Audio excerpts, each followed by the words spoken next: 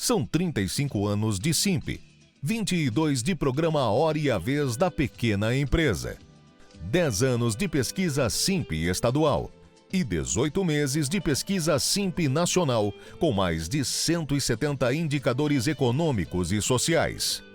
Ao longo desses anos, o Simp sempre esteve lutando pelos direitos das micro e pequenas indústrias e nessas batalhas conseguiu várias conquistas.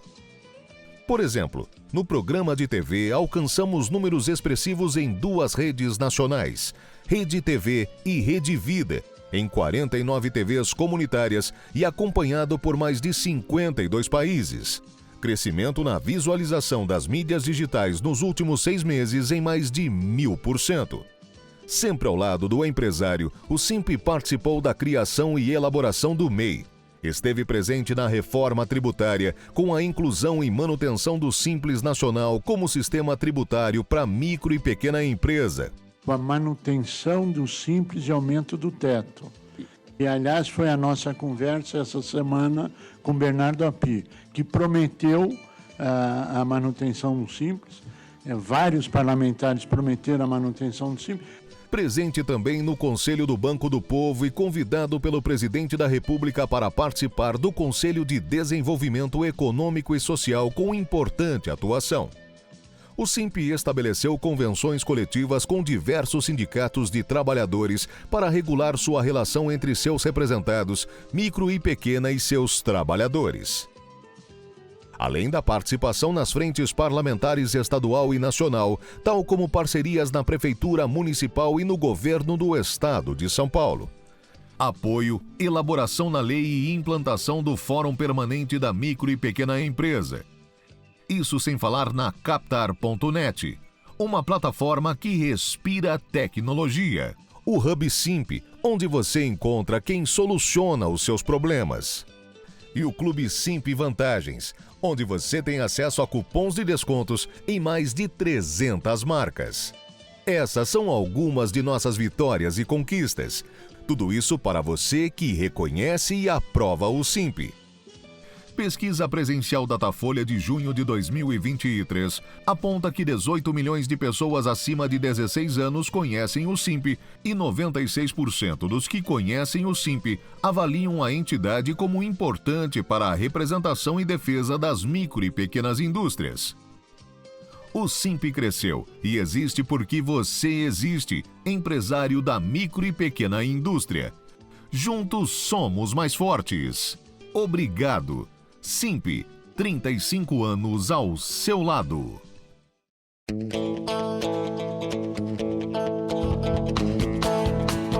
Começa agora o programa Hora e a Vez da Pequena Empresa, sempre levando para você muitas informações e atrações. Confira. O advogado Marcos Tavares Leite, trazendo importantes detalhes sobre a autorregularização incentivada de tributos. O professor Simão Davi Silber, fazendo uma análise do cenário econômico. E nesta semana, o presidente do Simp, Joseph Cury, recebe Francisco Pessoa Faria, economista da LCA. Fique conosco.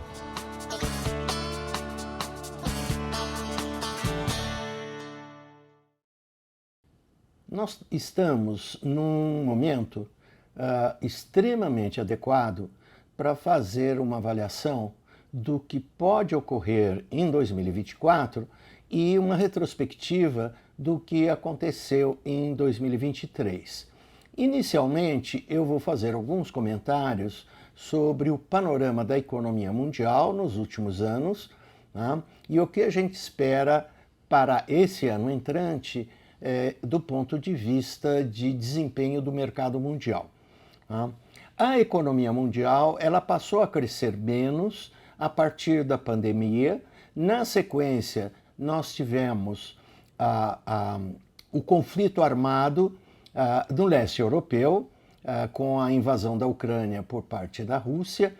E, na sequência, nós tivemos 2 crises climáticas importantes que atingiram a China e a Índia, que são 2 grandes produtores de grãos. Em função de pandemia, guerra, clima, o preço dos alimentos subiu muito, no mundo. A inflação subiu, teve um pico de inflação em 2022 e não teve saída. Os bancos centrais, de uma maneira muito generalizada, eles aumentaram os juros.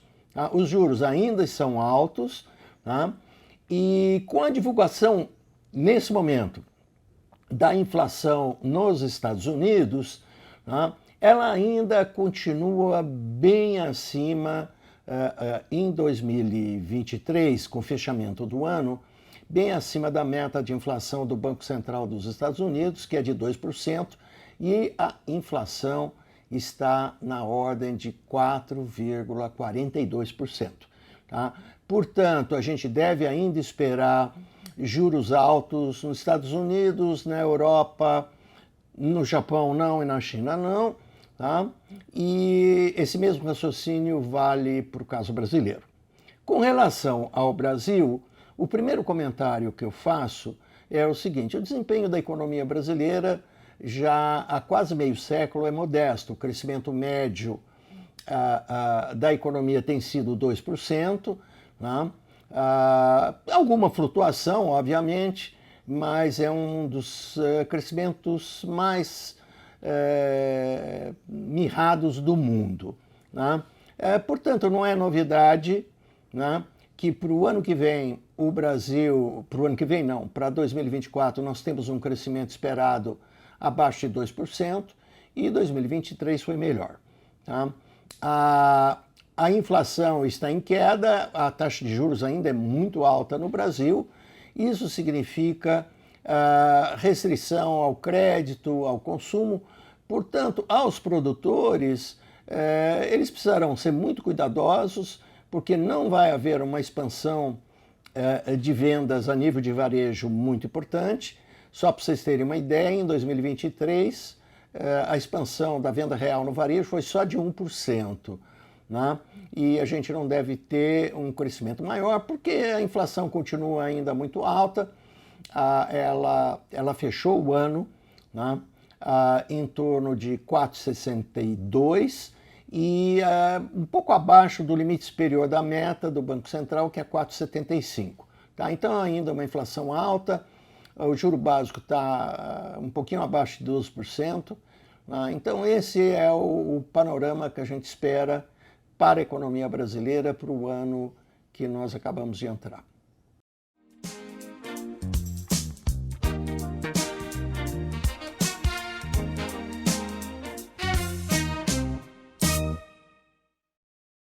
Clube Simp Vantagens. Um presente para você que utilizou ou utiliza algum serviço do Simp.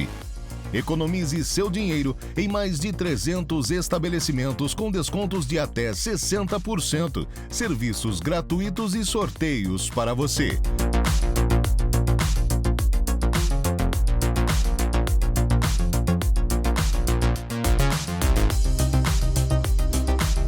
Como fazer? Acesse clube.simp.org.br e preencha o formulário e pronto. Acesso totalmente gratuito e fácil.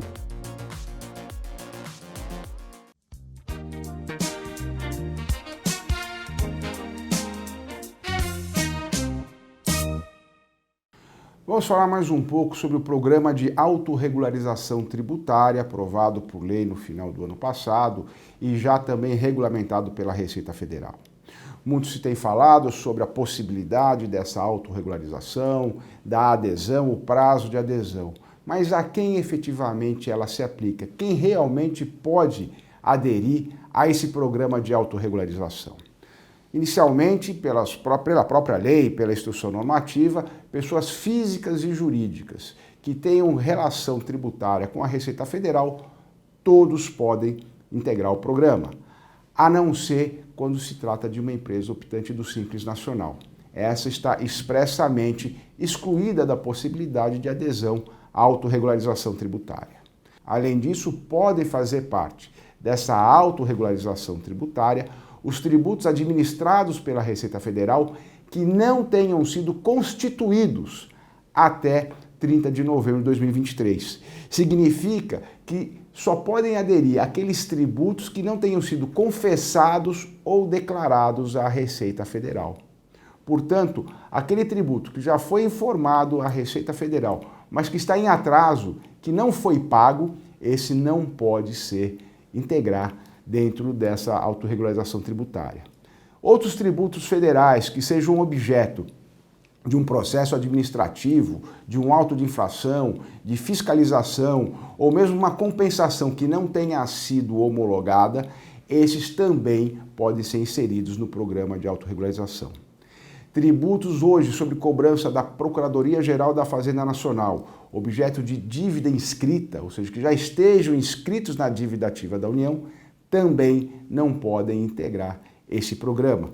No caso, há a possibilidade de tentar uma negociação diretamente no Regularize da Procuradoria-Geral da Fazenda Nacional. O prazo de adesão se iniciou no dia 2 de janeiro e vai até o dia 1º de abril. E podem ser utilizados também para o pagamento inicial disso, tanto créditos tributários do próprio contribuinte, precatórios, desde que vinculados à decisão judicial já transitada em julgado e recorrível, e a base negativa da contribuição social sobre lucro e o prejuízo fiscal também apurado. Mas, nesse caso, aplicáveis apenas às pessoas jurídicas optantes do lucro real. Nós vemos assim que muitos contribuintes que ainda têm dívida com a Receita Federal não conseguirão fazer a adequação ou se enquadrar dentro desse programa de autorregularização tributária. Quanto à forma de pagamento, é importante lembrar, apesar da redução de 100% nos juros e multa, pelo menos 50% do valor do tributo apurado tem que ser pago à vista e o remanescente em até 48 parcelas. Portanto, fiquem muito atentos. Vale a tentativa de adesão, verificar dentro da sua escritura alguma coisa que não tenha sido declarada ou confessada, e a forma de adesão é toda ela virtual, pela internet, no site do ICAC da Receita Federal, que pode ser acessado gov.br/Receita Federal. O Simples está aqui justamente para passar orientação, fazer com que tudo seja realmente adequado. Vamos trabalhar pela formalização e pela manutenção da atividade formal de todos os empresários, mas principalmente do empresário da micro e da pequena empresa, maior gerador de emprego e renda do país e que, portanto, merece a nossa atenção, e vamos apresentar projetos que permitam a adequação também das micro e pequenas empresas optantes do Simples a uma regularização tributária. Entrevista da semana. Nosso convidado de hoje é o Dr. Francisco Carlos Pessoa Faria Júnior, economista sênior da LCA. É um prazer tê-lo conosco. Eu que agradeço muito o convite, é um prazer poder falar para todos vocês. Muito obrigado. Hoje, os economistas estão divididos em vários blocos. Super otimistas, otimistas, conservadores, super conservadores, pessimistas em relação a 2024. Com a sua avaliação, sem querer se encaixar em nenhum dos grupos, a sua análise como profissional e economista de primeira linha. Bom, você tem que pensar comigo que a sua definição de pessimista e otimista vai depender do que você próprio espera. Claro. Você concorda? Eu diria o seguinte, é um ano que, se você for pegar o grande número, o número que todo mundo olha, o número do PIB, Sim. Ele vai ser um ano pior do que foi 2023. Tá. Em especial, mas não só, porque a agropecuária esse ano não vai ter um resultado tão bom. Em 2023 os números não foram fechados ainda, só vão ser fechados em março, mas deve ter dado uma coisa acima de 15%, o que é uma barbaridade no bom sentido. E esse ano pode até cair um pouquinho. Então o número do PIB não deve ser tão bom. E a taxa de juros, né, José, ainda está muito cara. Está proibitiva a taxa de juros. Né? Ela está muito alta, então é bom que está caindo, é bom que isso acaba influenciando um pouco os juros no futuro, já as taxas elas acabam refletindo um pouquinho a queda, então ainda está muito alta a taxa. Então vai ser um ano, quando você olhar, como eu disse, esse número do PIB, ele vai ser pior. Né? Eu diria, falando mais uma vez em termos de números de PIB, 2023 deve ter fechado uns 3%, vamos falar em grandes Sim. números. Esse ano deve fechar alguma coisa ali entre 1 e 1,5. Agora, eu sempre digo, depende muito da região em que você está, depende muito do negócio em que você está. E você também precisa pensar no ano, não como um todo. Então, eu diria que a gente vai ter um segundo semestre melhor do que um primeiro. Vai ser um ano ruim? Não. Mas vai ser um ano fácil? Também não, mas também faz tempo que a gente não tem um ano fácil, né? Aliás, na vida não tem nada fácil, né? Não. Tudo é trabalho. Bem, nesse cenário, você acredita nesse crescimento econômico, apesar de baixo, segundo sua análise, que haverá crédito, que haverá possibilidade de aumento de poder aquisitivo das pessoas? Como é que é essa análise? Sim, eu acho que esse ano passado, nós tivemos uma situação específica da Americanas, né? Todo mundo já tem conhecido que se deu uma certa restringida no crédito. Isso já foi mais ou menos superado. Você tem alguns programas governamentais de estímulo, né? E a possibilidade de você ver, olha, agora os juros já estão caindo, vai ser melhor para o futuro, também estimula as pessoas a tomar. Claro. Então, eu acho que é um ano de crédito que pode ser até melhor. Em relação ao poder aquisitivo, quando a inflação cai de um ano para outro, isso sempre ajuda um pouquinho, né? E esse ano também a inflação não deve subir. Então, isso é positivo para o salário, principalmente porque o salário mínimo acabou tendo um aumento grande esse ano. Sim. Então, você tem um aumento e ele não é tão corroído. Isso é bom para o poder aquisitivo. E aí vai depender muito, eu sempre digo disso para o empresário, da sua área de atuação, de quem é o seu público. Porque pensa comigo, José, se você trabalha, por exemplo, por uma indústria, né, que está numa área que depende muito do Bolsa Família, por exemplo, muito do emprego público, ou está num lugar que depende muito ali da indústria automobilística, né? São mundos diferentes. São mundos diferentes. Então, são realidades diferentes. Isso, são realidades diferentes. Então, na minha opinião, se a gente pensar em termos de poder aquisitivo, ele não vai crescer, a renda não vai crescer tanto quanto cresceu em 2023. Você não vai ter o Bolsa Família, porque a inflação também não desacelerou. Por outro lado, se você parar para pensar comigo, as famílias estão pagando as dívidas, aos pouquinhos, mas elas estão pagando a dívida, inclusive teve o desenrola. Então, pode ser que sobre um pouquinho mais de dinheiro para as pessoas comprarem. Então, eu diria, mais uma vez, você falou assim, você é otimista ou pessimista? Estou ali no morno, sabe? Copo meio cheio. Copo meio cheio, né? E eu sempre brinco, o copo está aqui.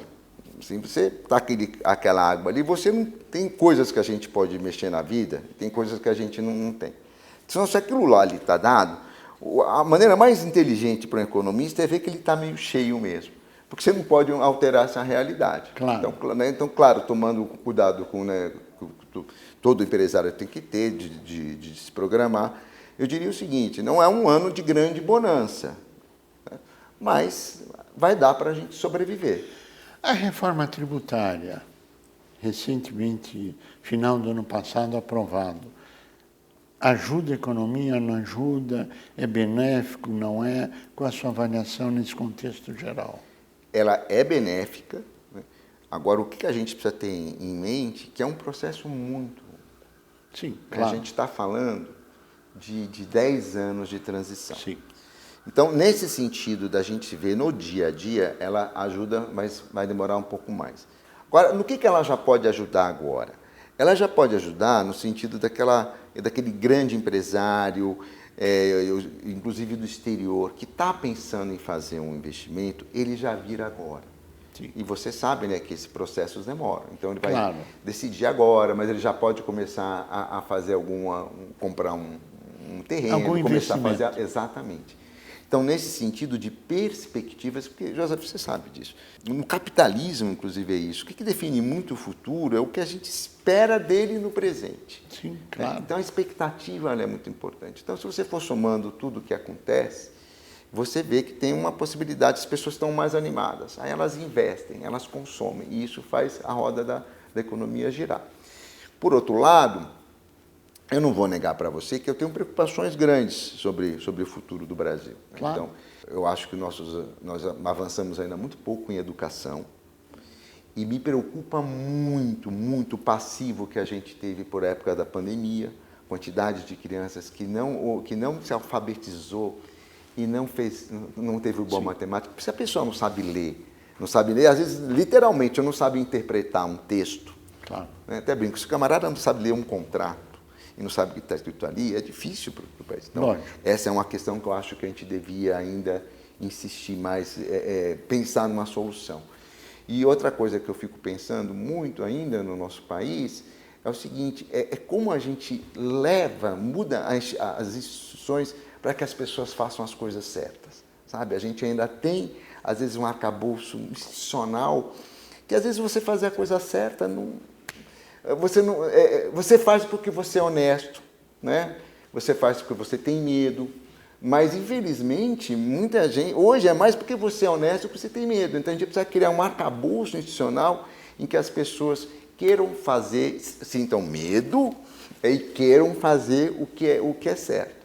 Então, eu acho que a questão da educação e a questão dessa criação de instituição para que a gente seja um país em que cumprir as regras é uma coisa importante, eu acho que é muito importante para a gente pensar no longo prazo.